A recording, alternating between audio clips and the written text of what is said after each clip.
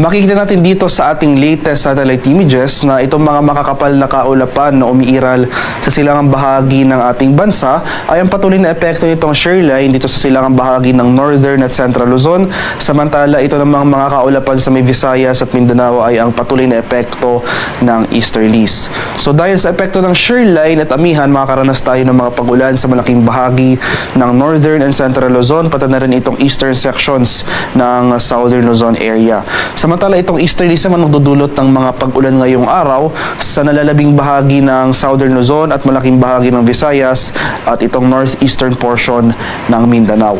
For Metro Manila at nalalabing bahagi ng ating bansa, generally fair weather pa rin ang ating inaasahan for today, pero nandiyan pa rin yung mga tsansa ng usual afternoon to evening na mga rain showers or thunderstorms.